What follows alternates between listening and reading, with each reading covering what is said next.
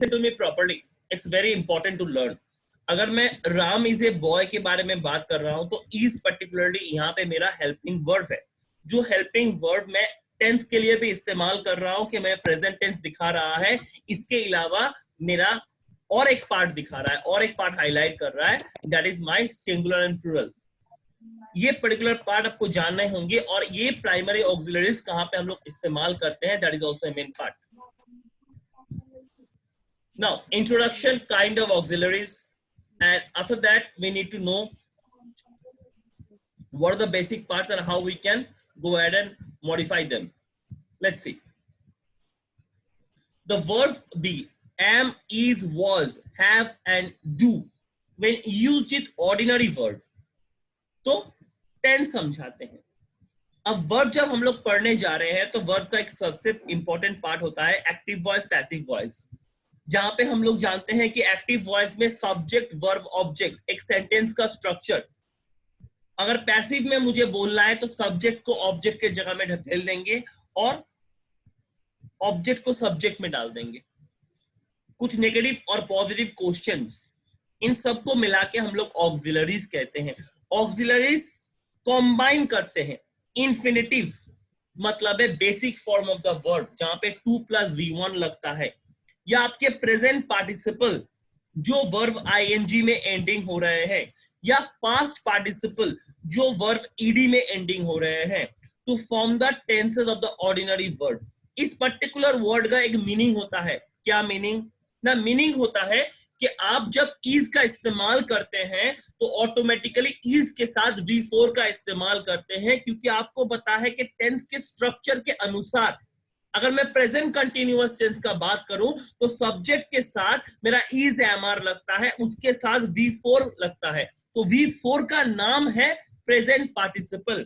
whereas अगर has या have का इस्तेमाल करता हूं तो मेरा लगता है V3, that means past participle form of the word to form the tenses of ordinary word. अगर नीचे देखेंगे आप, नीचे वही एग्जांपल आपको दिखाया हुआ है, ही इज गोइंग, तो यहाँ पे इज गोइंग का दिया गया है इज और V4. अगर had worked, had plus V3, I want to play, तो टू प्ले या वांट टू प्ले यहाँ पे हर एक फॉर्म V1 में है. Sorry. Now it is a basic structure of the kinds of auxiliaries you have. There are two types of auxiliaries are there: primary auxiliaries and modal auxiliaries, yeah, modal verbs. Now the primary auxiliaries we have be, do, have, has, is, am, are, was, were. These all are coming down to the primary auxiliaries. अगर मैं modal auxiliaries का बात करूं तो could, may, shall, will, must, ought, dare, need. इसका मतलब है ये सिचुएशन बेस्ड है. किसी पर्टिकुलर सिचुएशन के लिए इनका इस्तेमाल करेंगे हम डेली लाइफ में. अगर मुझे पॉसिबिलिटी समझाना है, या मुझे प्रोबेबिलिटी समझाना है, या मुझको परमिशन के बारे में बोल रहा है, रिक्वेस्ट के बारे में बोल रहा है, इनमें से एक मॉडल ऑक्सिलरीज हम लोग क्लास में बहुत ज्यादा इस्तेमाल करते हैं. May I go to toilet, may I come in sir. तो मे का इस्तेमाल आप लोग रिक्वेस्ट करने में इस्तेमाल करते हैं, जबकि कुड में पोलाइट रिक्वेस्ट के लिए लगा सकता हूं. तो ऐसे बहुत सारे डिस्क्रिप्शन है जो चैप्टर में हम लोग आगे चल के देखेंगे. Let's go. Now primary auxiliaries में जो पर्टिकुलर पार्ट हमारे यहां पे रिप्रेजेंट हो रहे हैं वो क्या है? हमारा पहला 2 लाइन में लिखा हुआ है primary auxiliaries change their forms according to the tense. तो टेंस के अनुसार प्राइमरी ऑक्सिलरीज अपना अपना चीजों को चेंज करते रहते हैं. कैसे? अगर मैं इंफिनिटिव का बात करूं, मतलब है V1 फॉर्म, वर्ब का V1 फॉर्म को हम लोग इंफिनिटिव कहते हैं. अगर मैं इंफिनिटिव का बात करूं तो हमारा V1 लगेगा, जिसके साथ टू का इस्तेमाल होता है. जब भी टू का इस्तेमाल करोगे इतना याद रखना कि वर्ब जो है वो V1 में रहेंगे. प्रेजेंट टेंस, प्रेजेंट टेंस में हमारा am, is, are, do, does, has, have, इन चीजों का इस्तेमाल करते हैं. जबकि पास्ट टेंस में यही चीज अगर मुझे समझाना है तो was लगाएंगे प्रेजेंट पास्ट कंटिन्यूअस के लिए, did लगाएंगे सिंपल पास्ट के लिए, और had लगाएंगे पास्ट परफेक्ट के लिए। जब ये पास्ट पार्टिसिपल का इस्तेमाल करेंगे तो वही मेरा बीन हो जाएगा, डिड मेरा डन हो जाएगा, हैड मेरा हैड ही रहेगा। ये पर्टिकुलर टेंस रिप्रेजेंटेशन किया है with primary auxiliaries.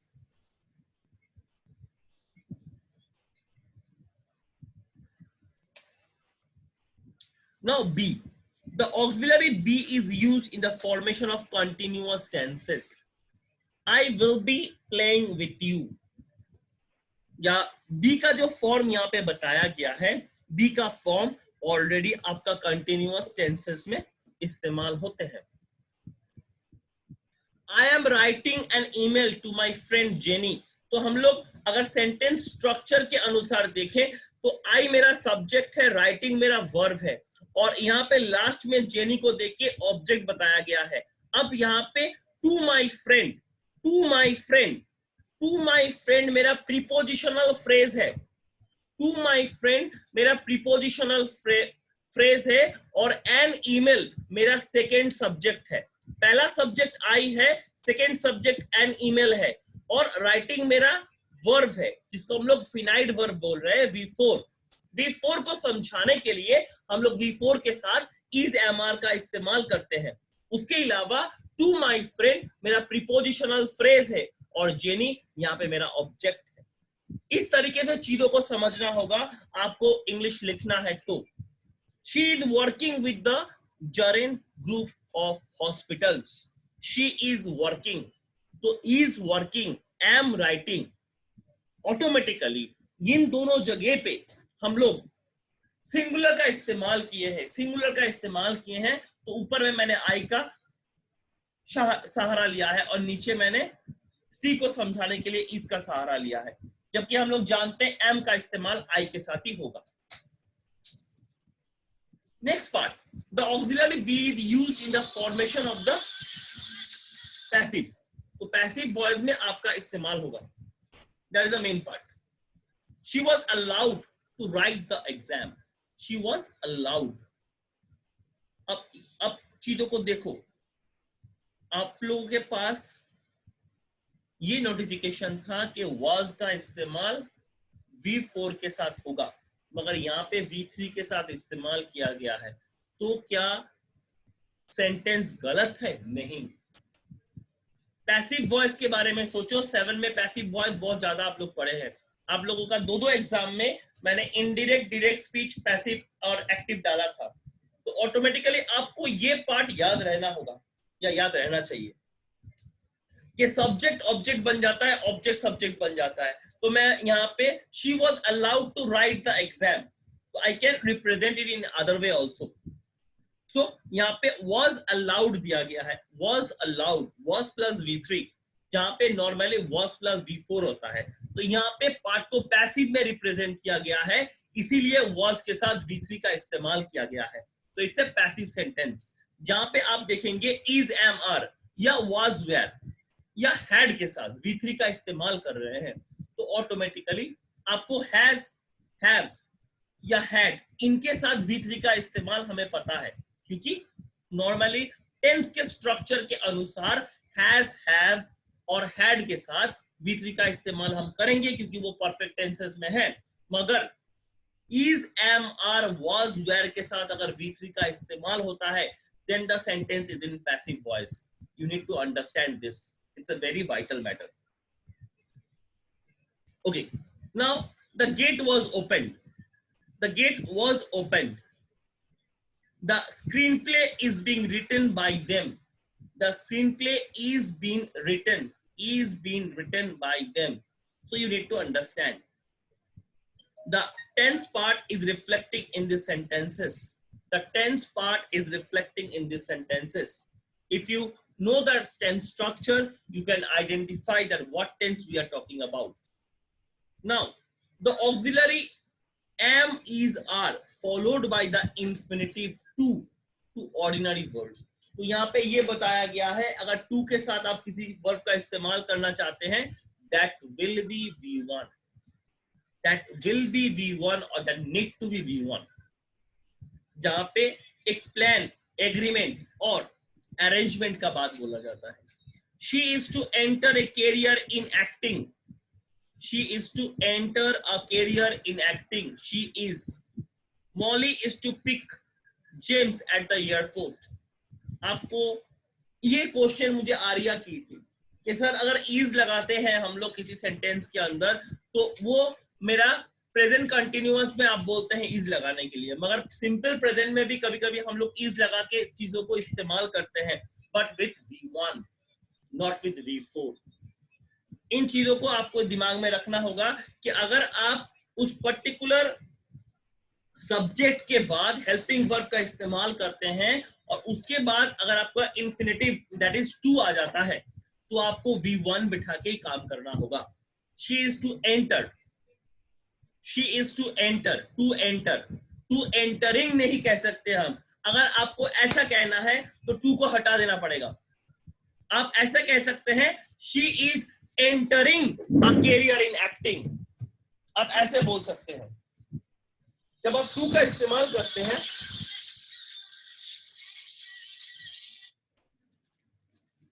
so few points you need to note over here, you need to understand, that is the vital part. Okay, okay, no issue. Now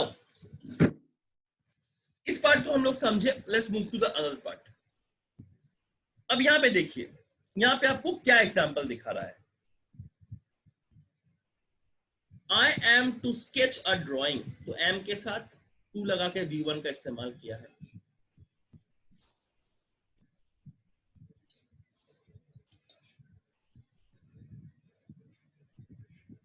You need to understand the importance of the word. यहाँ पे am के साथ to लगा के V1 का इस्तेमाल किया गया है स्केच का। They are to perform, they are to perform। इसका हिंदी मतलब अगर आप तोड़ के समझोगे, it will be very easier to understand. They are to perform at the ceremony, तो वो परफॉर्म करने वाले हैं सेरेमनी में। The auxiliary is, am, was, are followed by infinitive in use to donate command। अब बता रहा है कि अगर कोई कमांड हो रहा है, इससे पहले हम लोग देख रहे थे अरेंजमेंट्स, हम लोग देख रहे थे एग्रीमेंट्स।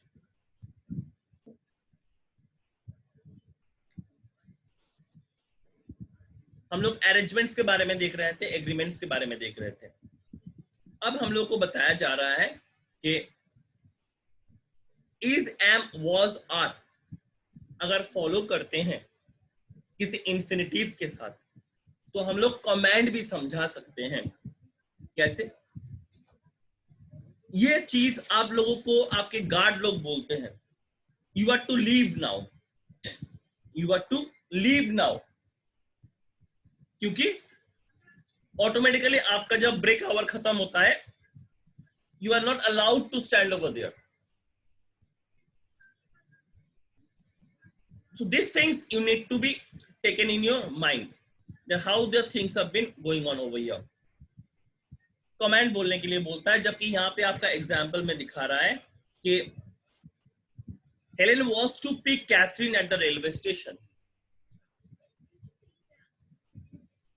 The auxiliary do, अब do का इस्तेमाल के बारे में बोल रहा है।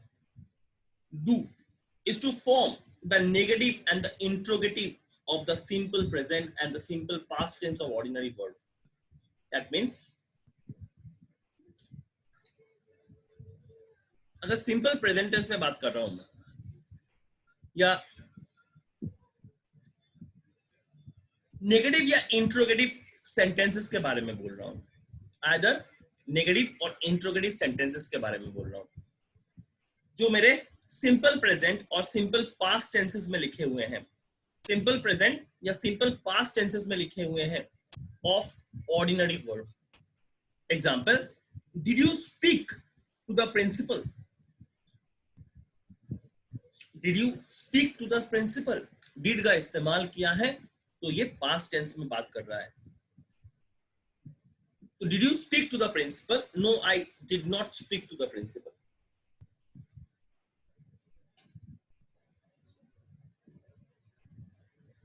ऊपर का सेंटेंस के साथ नीचे को मिलाना पड़ेगा। The auxiliary do is used to form the negative and the interrogative of the simple present and simple past tenses of ordinary verbs. आपको पूरी तरीके से यहाँ पे बताया जा रहा है कि where and how you need to use it. They are telling you about it. कि अगर आप auxiliary do का इस्तेमाल करते हैं, उसका past form जो होता है that is did, वो simple present and simple past tenses में इस्तेमाल कर सकते हैं. सिंपल प्रेजेंट में डू बोल के इस्तेमाल होगा, सिंपल पास्ट में डिड बोल के इस्तेमाल होगा. वो भी कैसे ना, नेगेटिव और इंट्रोगेटिव सेंटेंसेस में. एक क्वेश्चन किया है, did you speak to the principal. मैंने कहा did you know about the exam. आप लोगों ने आंसर दिया no, I did not know about the exam. So the way the things are representing. Did you talk to the boss? I did not get the time to do so. I did not get the time to do so. So they are telling it in a proper way. These things you need to understand, that where and how they are using their particular part to tell you about the issues. That is important. Okay. Now, let's get back with the study. So, did you talk to the boss? I did not get the time to do so. The auxiliary do is used to avoid the repetition of a previous ordinary verb. तो previous ordinary verb को avoid करना चाहते हैं. Avoid मतलब ना, किसी चीज में आप इस्तेमाल करना नहीं चाहते हैं, ना बोलना चाहते हैं, then you can use this particular part. Do you like apple? Yes, I do. The auxiliary do is used to avoid the repetition of a previous ordinary verb. तो जो ordinary verb का इस्तेमाल आप कर रहे हैं वो दोबारा रिपीट ना हो, इसके लिए आपको बताया जा रहा है. And that part is important for you to know. Now, let's go to the next point. Do you agree that this is the most beautiful flower? Try to go with the sentence. Sentence के साथ चीजों को मिलाने का कोशिश कीजिए. It's very important. Do you agree that this is the most beautiful flower? Yes, I do. No, I don't. दो तरीके का आंसर हो सकता है, either नेगेटिव या पॉजिटिव. आप नेगेटिव में आंसर करेंगे तो नो का नो देके आप उसको समझाएंगे, आप पॉजिटिव में आंसर करेंगे तो यस देके समझाएंगे. It's a basic thing that you need to know. Okay.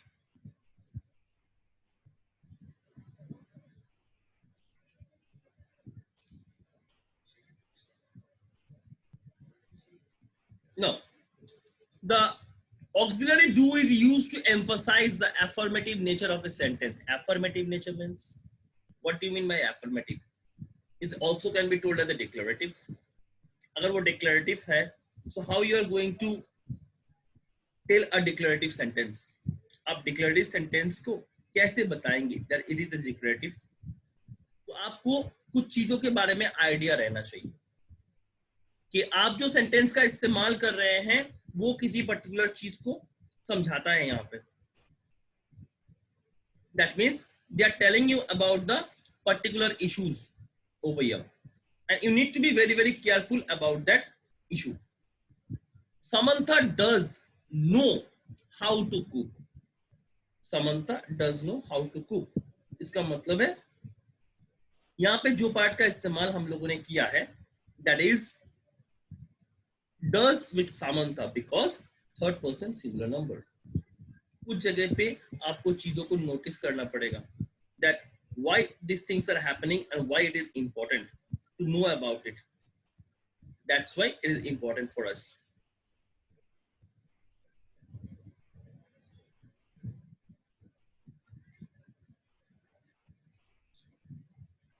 Next.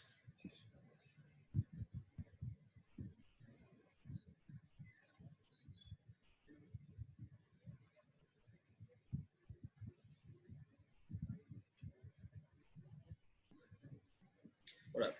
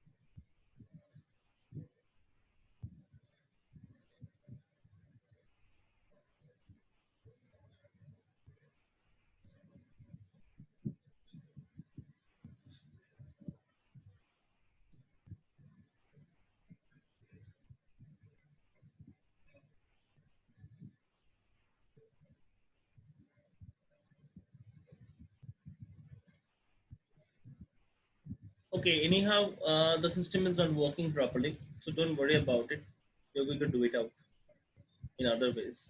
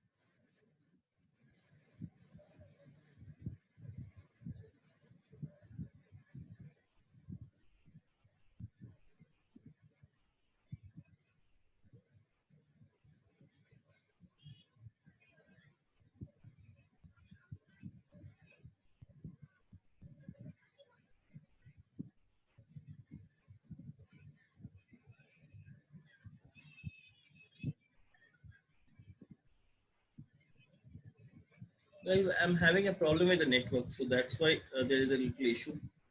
So no out, we will go through it.